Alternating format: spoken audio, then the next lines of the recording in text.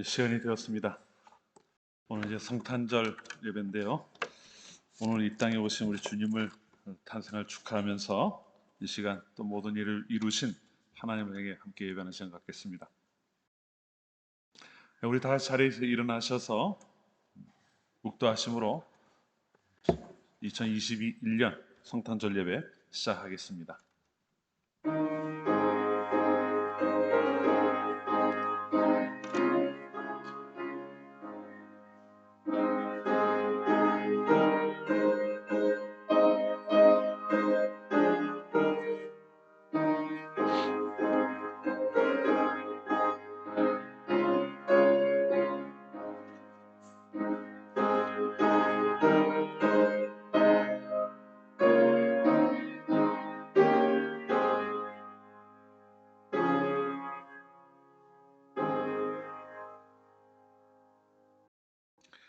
은혜가 풍성하신 하나님 아버지, 영광과 존귀를 돌려드립니다.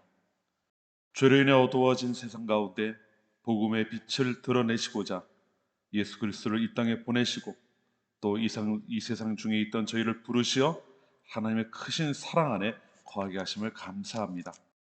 저희가 예배하는 이 시간 이 자리에 임하여 주시어서 저희의 예배를 통해 영광을 받으시고 대림과 성탄의 소망으로 살아가는 하나님의 백성들에게 큰 은혜를 내려 주시옵소서. 주님께서 주시는 평화가 바닷물처럼 저희 심령을 온전히 덮어 주시기를 소원하오며 예수님 이름으로 기원합니다. 아멘. 찬양하겠습니다. 하늘의 문을 여서서 함께 찬양합니다.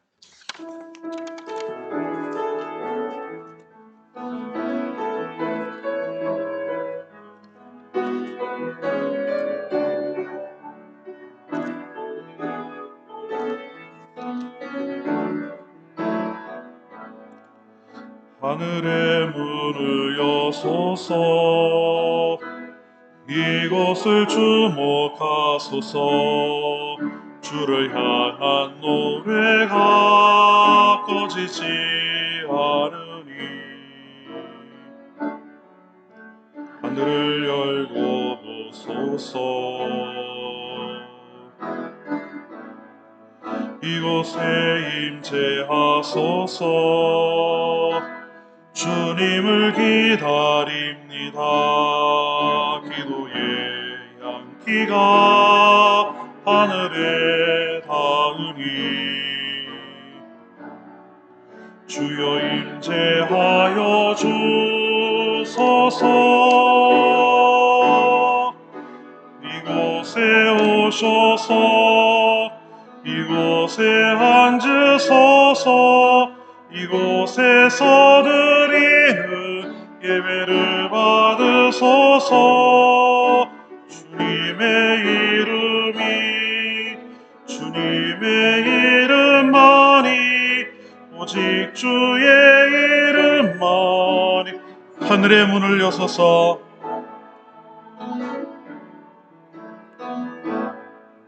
하늘의 문을 여소서. 이곳을 주목하소서. 주를 향한 노래가 꺼지지 않으니 하늘을 열고 보소서. 이곳에 임재하소서. 주님을 기다립니다. 기도의 향기가 하늘에 닿으니 주여 임재하여 주소서. 이곳에 오셔서 이곳에 앉으소서. 이곳에서 드리는 예배를 받으소서. 주님의 이름만이 오직 주의 이름만. 이곳에 오셔서 이곳에 앉으소서. 이곳에서 드리는 예배를 받으소서. 주님의 이름만이 오직 주의 이름만. 이곳에 오셔서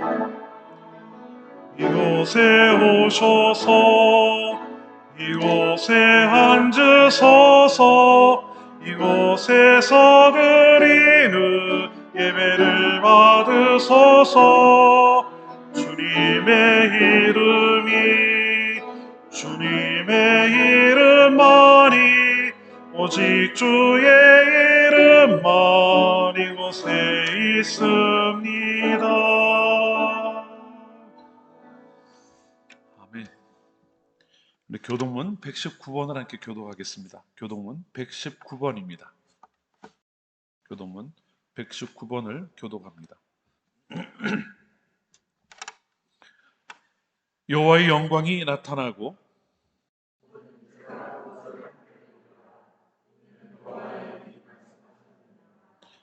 베들레헴 에브라다야, 너는 유다 족속 중에 작을지라도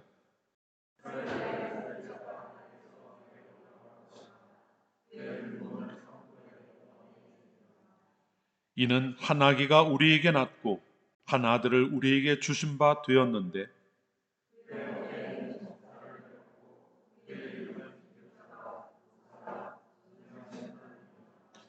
영존하시는 아버지라 평강의 왕이라 할 것임이라.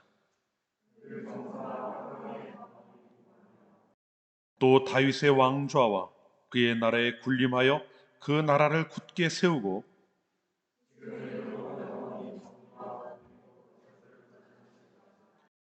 천사가 이르되 무서워하지 말라. 보라, 내가 온 백성에게 미칠 큰 기쁨의 좋은 소식을 너희에게 전하노라.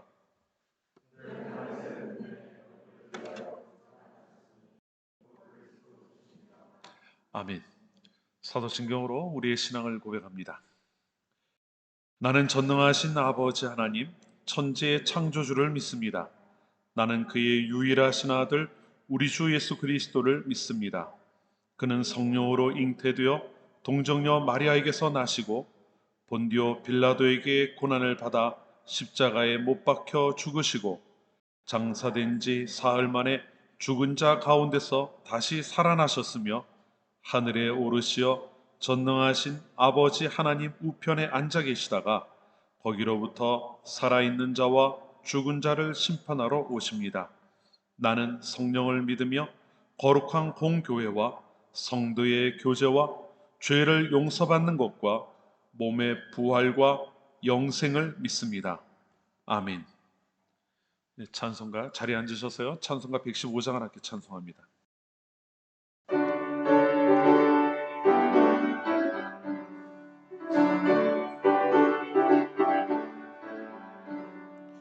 기쁘다 구주 오셨네.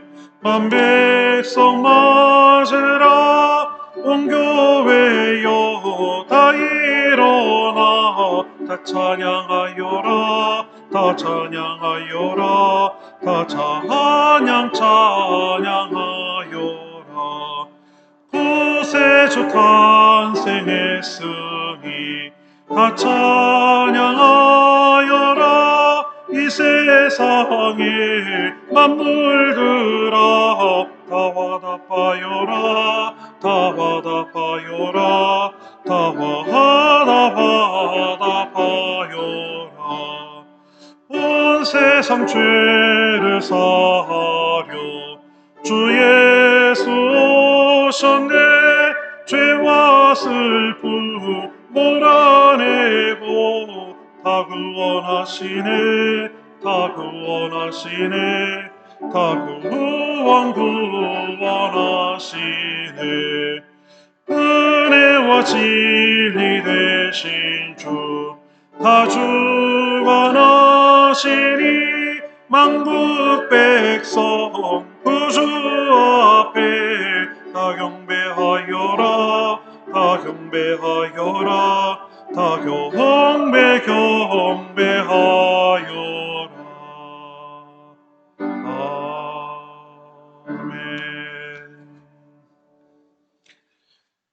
기도하겠습니다. 성탄을 통해 저희를 구원하신 하나님 아버지, 이 시간 2000년 전 이 땅에 오신 예수님의 탄생을 기념하며 저희들 함께 모여 하나님께 감사의 예배를 드립니다. 예배하는 모든 이들이 온전한 마음으로 하나님 앞에 서게 하시고 하나님께서 받으시기에 합당한 예배하는 그러한 시간이 되게 하여 주시옵소서. 사랑의 하나님, 저희를 너무나도 사랑하시기에 독생자를 이 땅에 보내주셨음을 감사합니다. 예수님께서 이 세상을 향한 하나님의 사랑을 이루기 위해 이 땅에 오셨음을 기억하는 성도들이 이후로 우리를 위해 이 땅에 오신 예수님께서 살아가셨던 그 삶의 모습을 본받는 자들이 되게 하여 주시옵소서. 하나님과 근본 본체시나 인간의 몸을 입고 낮은 자리에 오신 주님을 본받아 순종하는 삶을 살아갈 수 있게 하여 주시옵소서.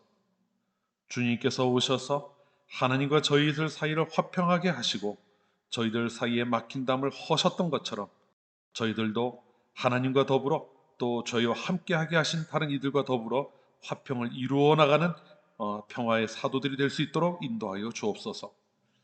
가난한 자, 억눌린 자, 소외된 자들을 찾아가셨던 우리 주님을 기억하며 저희들 주위에 있는 저희의 손길과 저희의 관심이 필요한 이들을 돌아볼 수 있는 넉넉한 마음을 갖도록 인도하여 주옵소서. 성탄에 주로 오신 예수님으로 인해 구원받은 자가 되었음을 기억하고 이제는 이 세상에 속한 자가 아닌 오직 하나님께 속한 자로서 살아갈 수 있도록 성령께서 저희들 한 사람 한 사람을 붙잡아 주시옵소서. 또한 세상의 모든 것을 주관하시는 하나님, 저희들 지난 한 해 동안 하나님의 은혜 안에 살아왔습니다. 지나온 모든 시간이 하나님의 은혜였음을 고백하는 성도들을 기억하시고 그들이 앞으로 살아갈 모든 시간 가운데 하나님께서 허락하실 그 모든 시간의 흐름 가운데 언제나 변함없이 저희들과 함께 하시는 하나님을 모시고 살아가는 모두가 되게 하시고 그 가운데 하나님의 은혜를 항상 경험하며 살아가게 하여 주시옵소서. 특별히 코로나로 인해 어려운 상황이 저희들 가운데 계속 이어지고 있습니다. 하나님의 자녀들, 하나님의 그 크신 능력의 장중에 항상 품어주시고 이 세상을 살아가는 가운데 결코 해를 당하지 않도록 인도하옵소서. 항상 안전한 길로 행할 수 있도록 지키시고 그들의 삶을 통하여 하나님께서 살아 역사하시며 저희를 지켜주신다고 하는 사실을 깨달아 알 수 있는 그러한 시간이 되도록 인도하옵소서. 언제나 주님께서 함께 하심을 기억하고 하나님으로 인하여 감사하며 기쁨을 잃지 않는 그러한 성도들이 되게 하여 주옵소서. 이 시간 또 저희에게 허락하신 말씀을 함께 나눕니다. 말씀을 나눌 때 그 말씀을 통해 하나님의 저희들을 향한 그 뜻을 알아가게 하시고 하나님의 자녀들이 하나님의 백성으로 이 세상 살아가는 그 길을 그 안에서 발견해 나갈 수 있도록 인도하옵소서. 성탄의 기쁨 가운데 예배하는 모든 성도들에게 하나님께서 예비하신 은혜를 더하여 주시기를 간절히 소원하오며 예수님 이름으로 기도합니다. 아멘.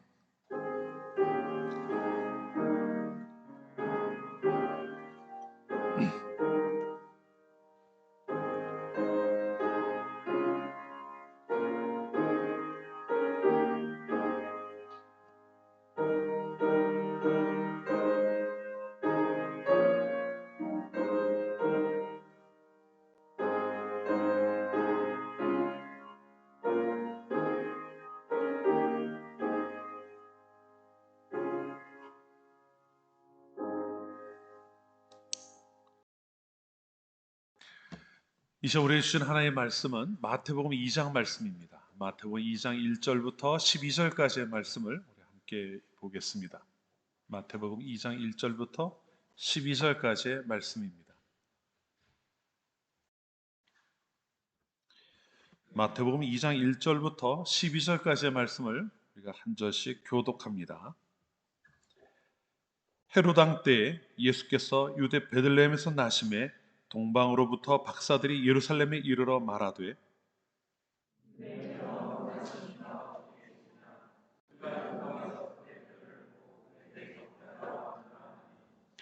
헤롯 왕과 온 예루살렘이 듣고 소동한지라.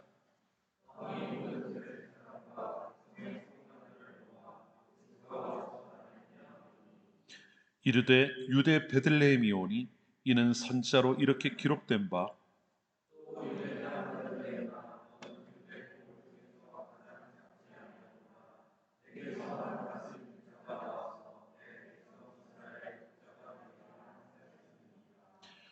이에 헤롯이 가만히 박사들을 불러 별이 나타난 때를 자세히 묻고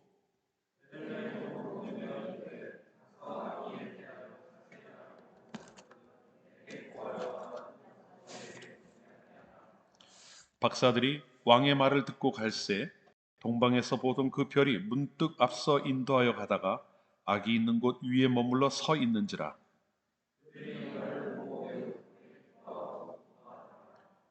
집에 들어가 아기와 그의 어머니 마리아가 함께 있는 것을 보고 엎드려 아기께 경배하고 보배압을 열어 황금과 유향과 모략을 예물로 드리니라.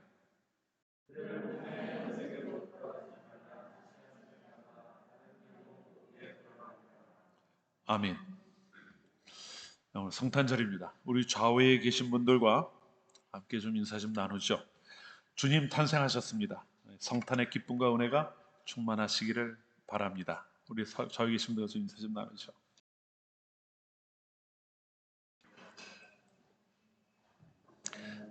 그리고 한 가지 더 우리가 인사할 게 있습니다. 주님 다시 오십니다. 다시 오실 주님에 대한 소망 가운데 살아갑시다. 우리 또 한 번 더 인사 나눌까요?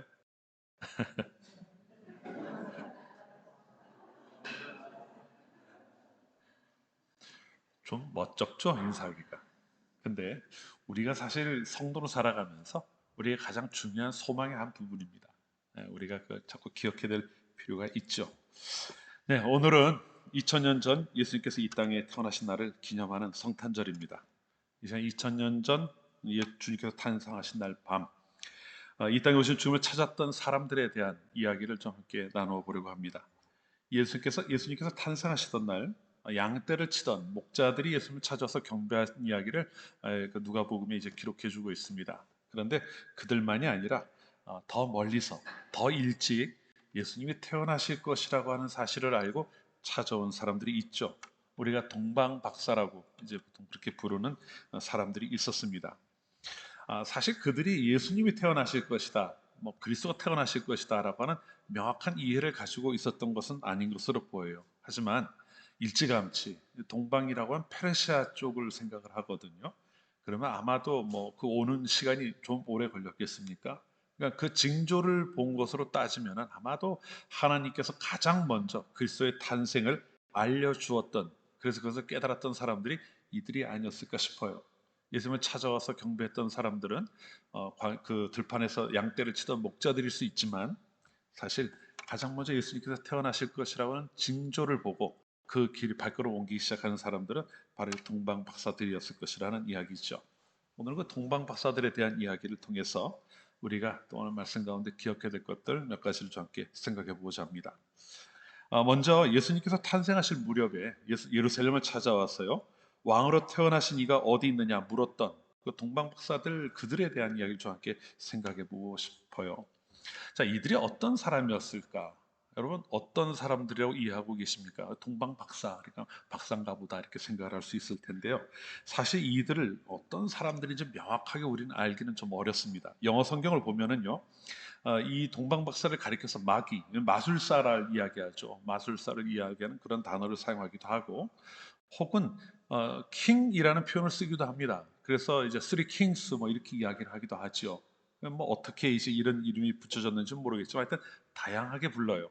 우리도 동방 박사라고 이야기하지만 또 혹은 뭐 이들은 아마 하늘을 보면서 별을 통해서, 우리나라도 옛날에 그런 게 있었죠. 점성술이라고 하는요. 뭐 이제 그런 걸 행하던 사람들이었을 것이다라고 보는 경우도 있습니다. 다양한 이야기가 있고 다양한 해석들이 있는데 그 이야기는 뭘까요? 다양한 이야기가 있다는 것은 명확하지 않다는 거예요. 이들이 어떤 사람들이었는지 우리로서는 정확히 알 수가 없습니다. 한 가지 우리가 알 수 있는 것은 동방에서부터 왔다는 거예요. 아마도 페르시아 지역이겠죠. 그것부터 온 사람들입니다. 사실 몇 명이 왔는지도 명확하진 않아요. 우리는 이제 보통 세 명, 쓰리 킹스라고 이야기를 합니다만은 그건 아마 그들이 드렸던 예물이 세 가지였기 때문에 그렇게 추측을 하는 게 아닌가 싶어요. 몇 명이 왔는지, 또 어디 출신이었는지, 또 무엇을 하는 사람들이었는지 모든 것이 다 모호하다는 겁니다. 근데 한 가지 분명한 게 있습니다. 이들은 어, 유대인들은 아니었을 것이라는 거예요. 이방인으로서 아마 유대의 이러한 자세한 내용들은 잘 모르는 그러한 사람들이었을 것이라고 하는 것은 대체적으로 이제 사람 그 학자들이 동의를 합니다. 그들이 하늘을 바라보다가 어느 날 별이 나타난 것을 보고요. 호련히 나타난 별을 보고 뭔가 심상치 않은 징조를 이제 보여주는 것이라고 하는 것을 알게 됩니다. 그리고 그 길로 길을 떠나게 되죠. 특별한 사람이 태어났을 것이다라고 하는 것은 아마 이들이 이제 어느 정도 추측을 했던 것 같아요. 태어난 이를 새로 태어난 아기를 만나보고자 하는 그러한 마음으로 길을 떠나게 되었어요. 그리고 예수님이 태어나신 그 즈음에 베들레헴에 도착해서 예수님을 실제로 만나고 그에게 예물을 드리며 경배하는 그러한 일들을 다 하게 됩니다. 근데 여러분 이 이야기를 보면은요 좀 특별한 부분이 한 가지 있어요. 우리가 읽는 성경은 유대 안에서 유대인으로 오신 그리스도에 대한 이야기를 다루고 있습니다. 유대인이죠. 그리고 그리스도를 대망하던 사람들도 사실 유대인들이었어요. 그리스도께서 이 땅에 오셔서 우리를 구원하시고 회복시키실 것이다. 우리를 예전에 다윗이 누렸던 그 영광 가운데 우리를 다시 돌아가게 하실 것이다라고 하는 기대를 하고 있었던 것은 유대인들이었다는 겁니다. 그런데 정작 유대인의 왕인 그리스도 예수께서 태어나실 때 그들을 찾아왔던 것은 그들에게 가장 먼저 그 예수님의 탄생 소식을 가장 먼저 들었던 사람들은 유대인들이 아니라 이방인들이었다고 하는 것을 우리는 좀 눈여겨볼 필요가 있습니다. 왜냐하면요, 하나님의 구원이 어떻게 이루어져 가고 있고 하나님의 구원의 계획은 어디를 향하고 있는가 하는 것을 이 사건 속에서 명확하게 보여주면서 복음이 시작되고 있기 때문에 그렇습니다. 유대인들은요, 당연히 자기들이 구원받을 것이라고는 기대를 하고 있었습니다. 자기들만이 구원을 받을 거라고는 기대를 하고 있었죠. 하나님의 택하신 백성이고 아브라함의 후손이잖아요. 하나님의 언약 가운데 있는 이들은 자신들이기 때문에 자신들이 구원을 얻을 것이라고 하는 것은 조금도 의심을 하지 않고 살아왔어요. 그런데 정작 하나님께서 이 땅 가운데 메시아를 보내실 때에 메시아의 탄생을 가장 먼저 알 수 있도록 그것을 인식할 수 있도록 했던 사람들은 바로 이방인들이었다고 해서 우리는 눈여겨볼 필요가 있습니다.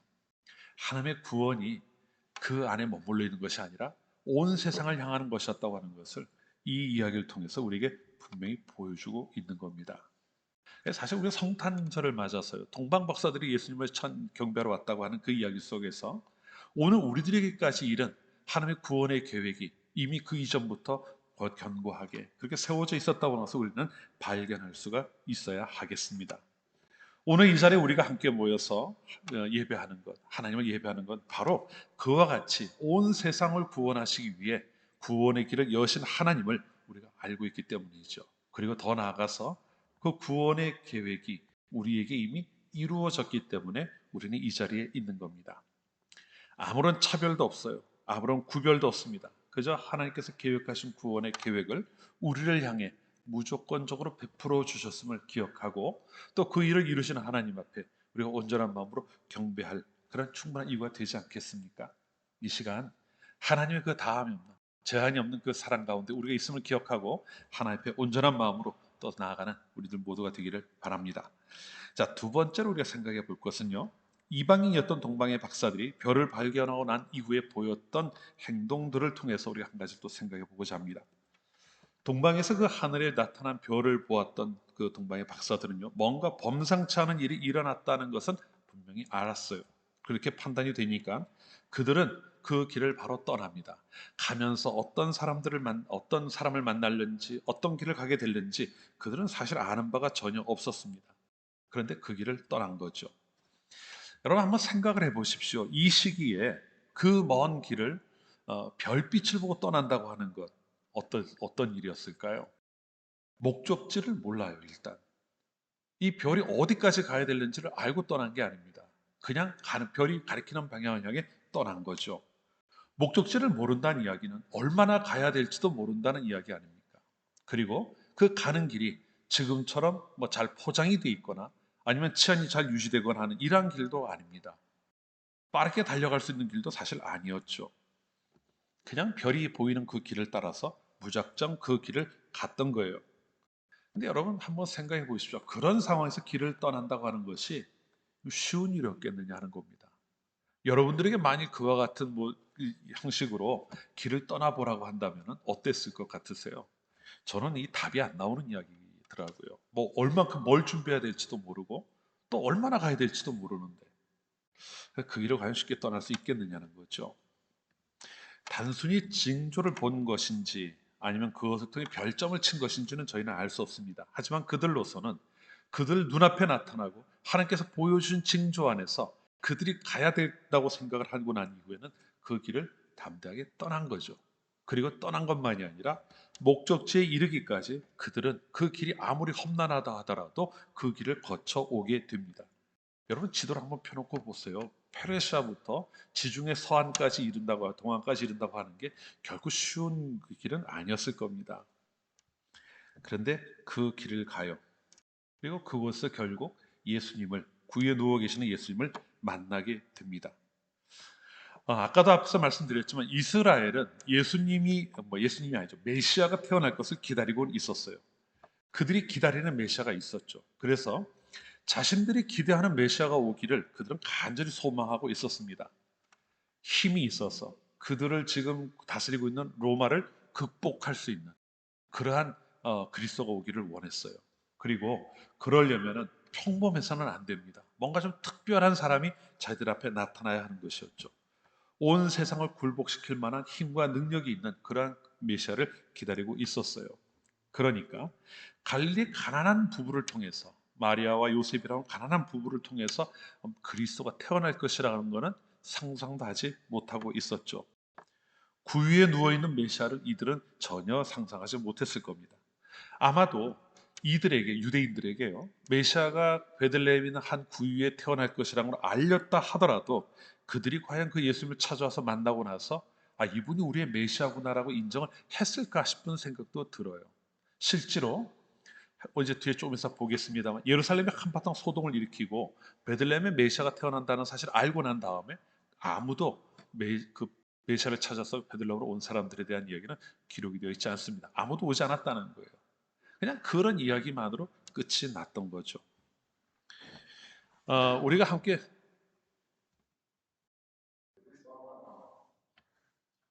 아 오케이 오케이 불 켜준다는 이야기인데 예, 고맙기는 한데 흐름을 끊어버렸어요. 네, 아무리 말씀을 전해주시고 또 징조를 보여주신다 해도 그것이 그대로 받아들여지지 않는 사람들에게는 아무리 중요한 이야기라도 결코 의미를 갖지는 못하게 될 겁니다. 유대인들도 사실 그랬던 거죠.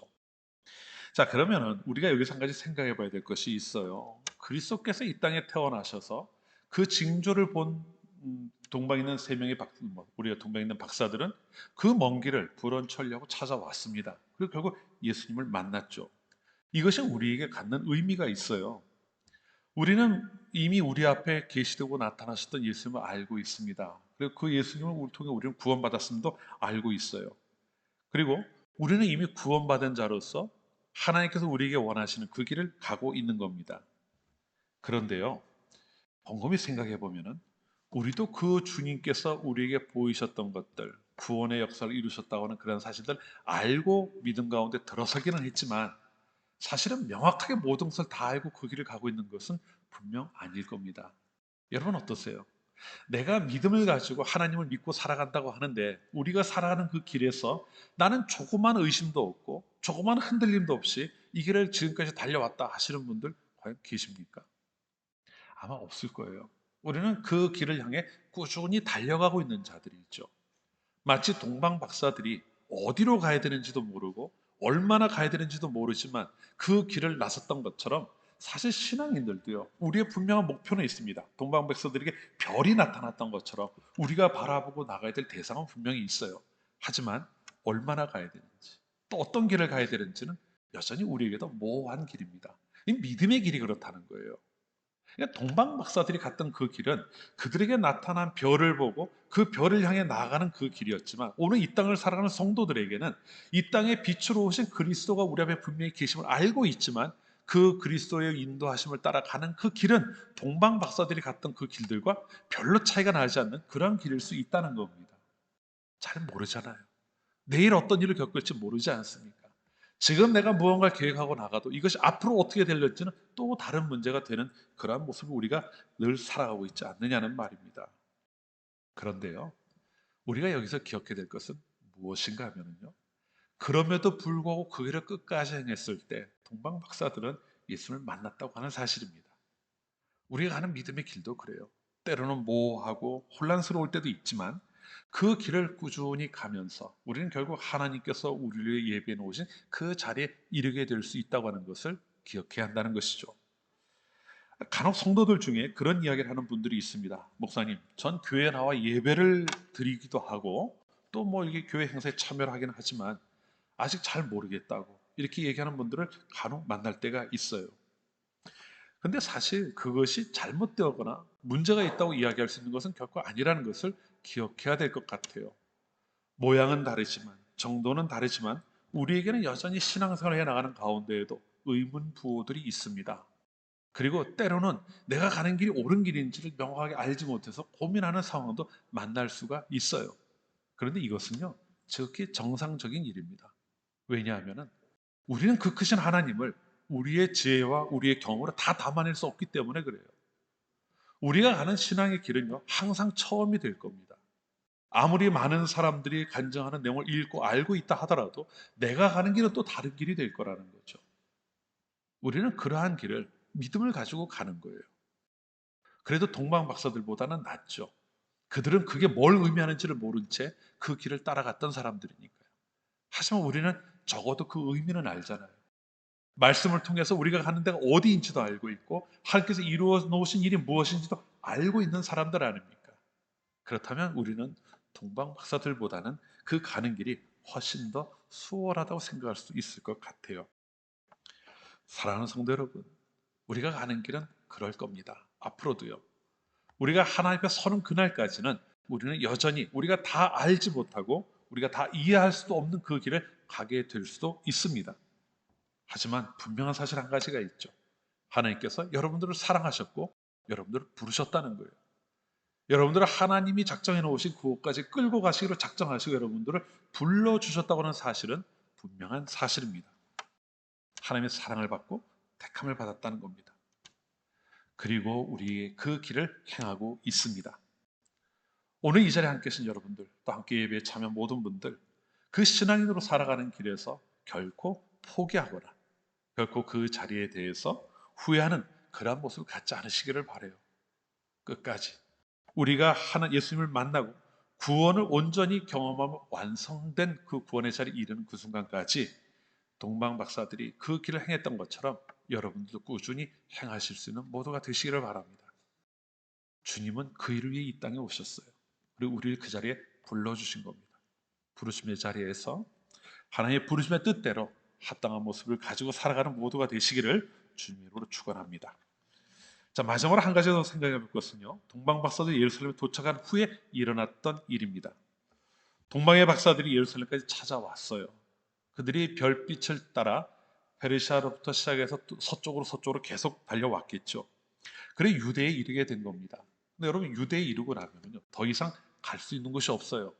유대가 그 뭐죠, 팔레스타인의 맨 서쪽 끝에 있지 않습니까? 그리고 바로 지중해예요. 그러니까 더 이상은 나갈 수 있는 땅이 없어요. 유대가 그곳에 있는 마지막 왕국이었다는 거죠. 아마도 이 동방에서 온 박사들은요, 그곳이 마지막 이르게 된 나라니까 이제 이곳에서 왕을 만나게 되겠구나라는 생각을 했던 것 같습니다. 그리고 그 당시 왕이 살고 있던 예루살렘으로 찾아가게 되죠. 그래서 그곳에서 물은 거예요. 가장 큰 인물이라고 하면 왕으로 태어난 사람 아니겠습니까? 그 당연한 이제 그게 쭉 연결이 되는 질문이죠. 그래서 유대인의 왕으로 나신 이가 어디 있느냐 이렇게 질문을 해요. 당연히 그곳에서 태어난 왕자가 있을 것이라고 생각을 했던 것으로 보입니다. 그런데 정작 그곳에서 어떤 일이 일어납니까? 그 말 한마디로요, 왕궁이 발칵 뒤집어집니다. 그리고 예루살렘이 소동을 했다 이렇게 이야기를 하고 있어요. 이미 태어난 뭐 헤롯의 아들들은 다 장성해 있는데 또 저기 유대인의 왕으로 태어난 자가 있다고 이야기하니까 이게 그냥 넘어갈 문제는 아니었죠. 여러분이 알고 계시는 것처럼 당시의 유대 왕은 헤롯이었습니다. 제가 몇 번 말씀드린 적이 있지만 이 사람은 유대인이 아니에요. 에돔 사람입니다. 에서의 후예예요. 그러니까 정통성이 없는 사람인 거죠. 유대인은 야곱의 자손이 되어야 되는데 에서의 후손이었거든요. 당시에 이제 그 카이사르와의 정치적인 관계 속에서 그가 이제 왕이 되기는 했는데 자기의 정통성이 없으니까 이게 컴플렉스가 되다 보니까 왕좌에 대한 위협이 굉장히 민감했어요. 그래서 조금이라도 자기의 자리에 위협이 될 만한 사람이 있다고 하면은 아주 히스테리컬하게 반응을 하고 죽이는 일도 서슴지를 않았습니다. 실제로 자기 아내도 죽이고요, 자기 아들들도 두 명이나 죽인 일이 있는 그런 사람이었어요. 그리고 이 즈음 되었을 때, 예수님 태어난 이 시기쯤 되었을 때에는 그의 히스테리가 아주 극에 달해서 거의 정신병자 수준이었다는 그런 기록을 해놓고 있습니다. 그러니 동방 박사들이 전해주는 소식이 이 헤롯에게 어떤 영향을 미쳤겠습니까? 큰일 난 거죠. 자기의 왕위를 위협하는 누군가 또 태어났다는 이야기 아니에요. 하늘의 징조를 따라온 거니까요. 결국은 나중에 우리가 보는 것처럼 베들레헴 지역에 있는 만 2세 이하의 아이들 다 죽이라는 명령을 내리기까지 했던 거죠. 자, 동방 박사들이 예루살렘 도착함으로써 동방 박사들이 보았던 징조를 유대인들도 깨달아 알게 된 겁니다. 이제는 전에 들었지만 알게 된 거잖아요. 별이 나타났고 유대인의 왕으로 태어난 어떤 인물이 있다고 하는 징조를 보게 되었다는 것을 알게 된 거예요. 그러면 유대인들이었다면 당연히 무엇을 생각하겠습니까? 그리스도를 떠올려야 되잖아요. 아, 하나님께서 그토록 기대하던 그리스도를 이 땅에 보내셨구나라는 생각을 해야 마땅할 겁니다. 그런데 보인 반응은 전혀 달라요. 그냥 소동하는 것으로 끝이 납니다. 그리고 헤롯 같은 경우는 그 이제 아기를 없애버려야 되겠다는 생각으로 그 생각이 이제 달려가게 되죠. 만일 이들이 정말 그리스도를 기다리고 있었다고 한다면 어땠을까요? 아니, 그리스도가 이 땅에 이렇게 태어나시게 될 거고 그것을 통해 우리가 구원을 받게 될 것이라는 것을 제대로 알고 있었다고 한다면은 그리스도가 태어나셨다는 소식을 들었을 때 소동할 이유는 없었을 것 같아요. 오히려 기뻐하고 찾아가서 찬양하고 경배하는 것이 준비되어 있는 자들이 보여야 될 모습이었겠죠. 하지만 이들은 소동합니다. 그리고 난리법석을 떨게 되죠. 이게 무슨 이야기일까요?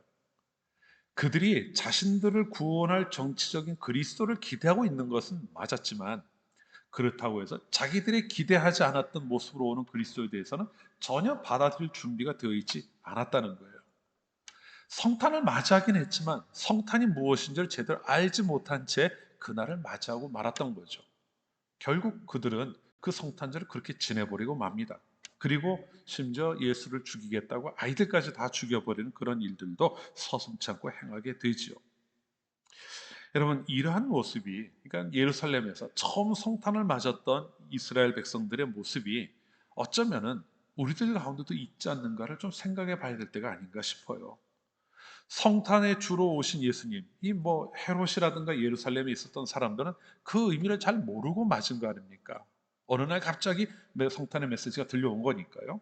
하지만 지금 이 땅을 살아가는 성도들은 그 날의 의미가 무엇인지 분명히 알고 있습니다. 예수님께서 이 땅에 태어나셨다는 걸 알고 있잖아요. 그런데 알고 있음에도 불구하고 그 본질을 놓치고 성탄을 맞는 것은 아니냐 하는 겁니다. 여러분 어떻습니까? 성탄절을 맞으면서 우리가 매 주일마다 대림절 4주 동안 성탄과 관련된 말씀을 계속 나누어 왔어요. 그리고 오늘 이제 성탄절을 맞았는데요. 여러분 이 날을 맞으면서 여러분 마음 안에 또 여러분의 그 지나온 삶 가운데 예수 그리스도라고 하는 그 자리가 얼만큼 마련이 되어 있었는지를 한번 생각해 보시기 바랍니다. 적어도 여러분들은 아닐 거예요. 우리를 위해 이 땅에 오신 예수님을 기억하고 그분을 예배하기 위해 이 자리에 나오셨으니까요. 그런데 지금 우리가 살아가는 세상은 전혀 그렇지는 않은 것 같아요. 존 데이비스라고 하는 사람이 이런 이야기를 했습니다. 12월에는 두 개의 크리스마스가 있다. 이렇게 이야기를 했다 그래요. 하나는 크리스마스입니다. 우리가 잘 알고 있는 것처럼 CHRIST로 시작되는 거죠. 크리스마스가 있다. 또 하나는 엑스마스다. 이렇게 이야기를 했어요. 근데 여러분 이 엑스마스가 사실은 크라이스트라고 하는 헬라어에서 따온 말이거든요. 엑스로 시작이 되거든요. 그러니까 두 개 같은 말입니다. 그런데 이 엑스마스를 좀 다른 의미로 해석을 한 거예요. 여러분 수학을 하다 보면 미지수 x가 있죠. 그 x를 갖다 붙여놓은 겁니다. 그래 크리스마스다 또는 엑스마스다라고 이야기를 하긴 하는데 모호한 날이라는 겁니다. 무엇인지 모르겠다. 분명히 그리스도가 중심이 되어 그리스도의 나심을 축하하는 그러한 날인데 세상이 하도 그것과는 관계없는 쪽으로 뭐 이제 어떤 뭐라 그럴까요? 연말에 그런 어떤 분위기에 취해서 흘러가다 보니까 예수님은 사라져 버리고 사람들이 추구하는 무엇인가만이 남아 있는. 근데 그것이 무엇인 정확히 알 수 없는 그러한 절기가 되어 버렸다고 하는 것을 이제 이렇게 풍요한 거죠. 똑같은 성탄절을 맞이하고 지내고 있는데 어떤 사람들에게는 그날이 그리스도의 탄생하신 날이 됩니다. 그런데 또 어떤 사람들에게는 그냥 분위기에 취해서 나의 즐거움을 추구하는 그런 날로 변해버린 현실의 모습을 제가 비꼰 것이겠죠. 여러분 어떨까요? 처음 예수님이 탄생하신 날 예루살렘에서 예수님의 탄생하신 소식을 듣고 소동했던 예루살렘 사람들의 모습과 같은 그 모습이 이 땅 가운데는 아주 만연해 있습니다. 그것이 사실이죠. 그런데 우리는 그 가운데서 무엇을 보아야 하느냐는 겁니다.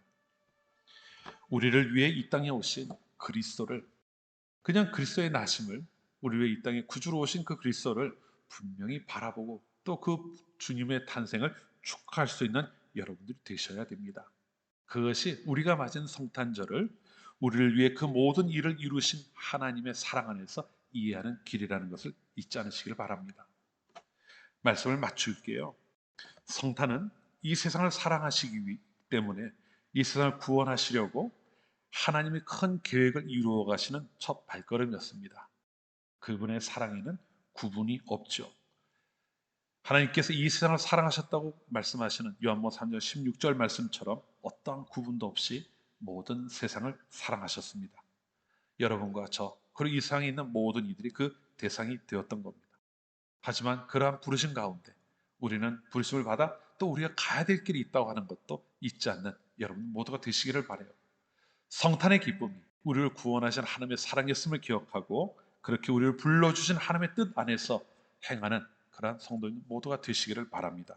그래서 이 땅에 다시 오시겠다고 약속하신 주님, 우리의 구원을 온전히 이룰 그때에 우리가 그 주님을 맞이하면서 그 분명한 방향을 가지고 살아갈 수 있는 성도님들이 되시기를, 그리고 주님의 다시 오심을 소망 가운데 기다리며 또 경험할 수 있는 모두가 되시기를 주님의 이름으로 축원합니다.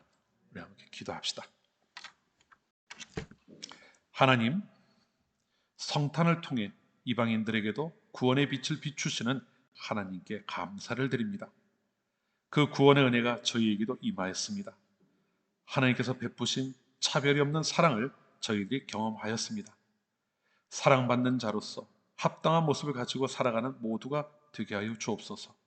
또한 동방의 박사들이 성탄의 주인 되시는 주님을 향해 전심을 다해 달려왔음을 보았습니다.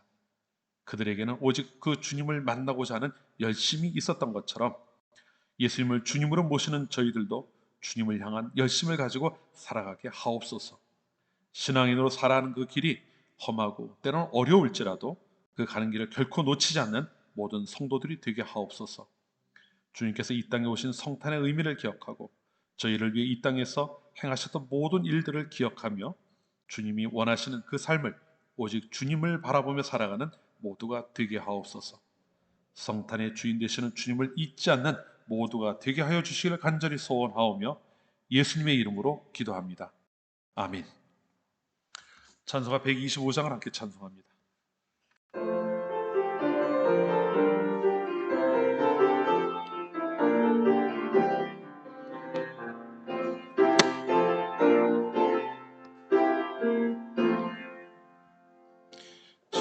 천사들의 노래가 하늘에서 들리니 상과들이 기뻐서 메아리 쳐울린다.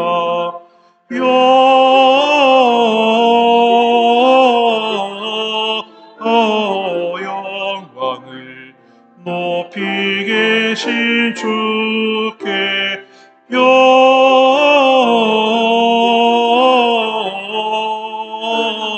영광을 높이 계신 주님께.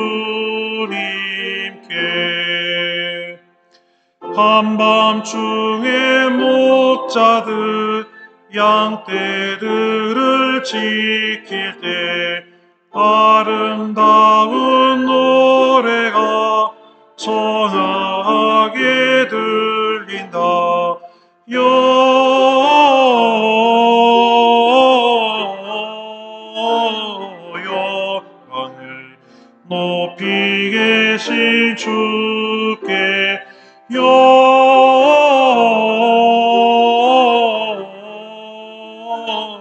영광을 높이 계신 주님께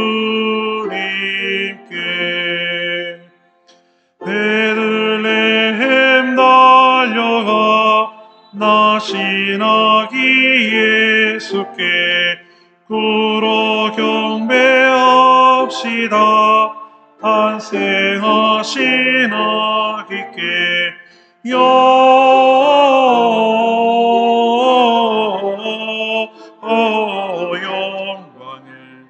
높이 계신 주께 영광을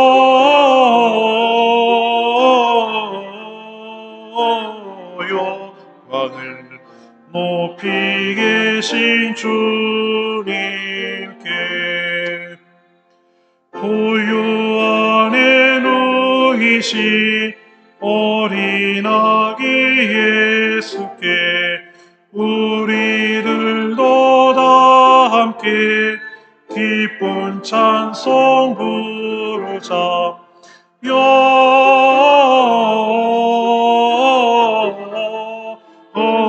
영광을 높이 계신 주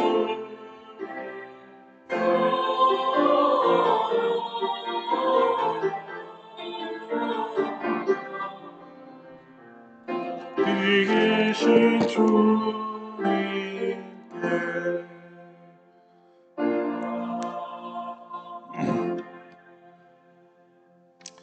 들으신 예물 위해서 이 시간에 함께 기도하겠습니다.